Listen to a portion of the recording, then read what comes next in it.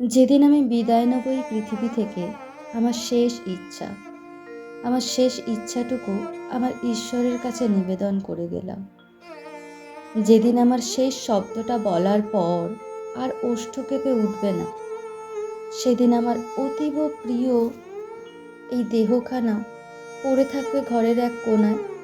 আমার এই অতীব প্রিয় সুসজ্জিত দেহ ঘরখানি চুল্লিতে পুড়ে ছাই হওয়ার আগের মুহূর্ত পর্যন্ত যেন কেউ স্পর্শ করতে না পারে। কারণ যারা আমাকে সারা জীবন অবহেলা করেছে, আমার সুপ্ত শান্ত নির্মল আত্মাকে কখনো খুঁজেও দেখতে চায়নি, তারা যেন শুধু শরীরের লোভে অভিনয় খেলায় মত্ত থেকেছিল।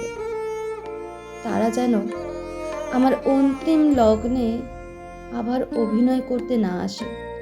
আমার মন, আমার আত্মা, আমার শরীরের প্রতিটি রক্তকণা যার স্পর্শে শান্ত হয়ে যায়, সেই ছোট্ট দুটো হাত যেন আমাকে আগলে রাখে আমার অন্তিম লগ্নে। যেভাবে সে তার ছোট্ট হাতের স্পর্শে আমাকে সারা জীবন শক্তি আহরণে অনুপ্রাণিত করেছে, সেই হাতগুলো আমার গর্ভে তিল তিল করে আকার পেয়েছিল আমার শেষ লগ্নে।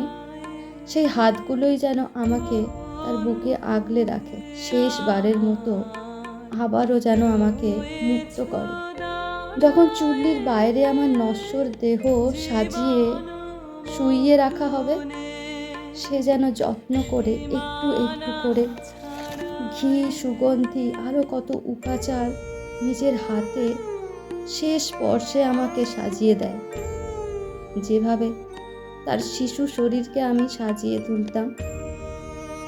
একটা মাছিও যেন তার চোখের আড়ালে আমার মুখে এসে বসলে সে যত্ন করে আমার প্রিয় মুখটা মুছিয়ে দেয়। আমার আত্মার শান্তি তারই স্পর্শে সম্পন্ন হবে, তারই স্পর্শে। আমার আত্মার শান্তি তারই স্পর্শে সম্পন্ন হবে।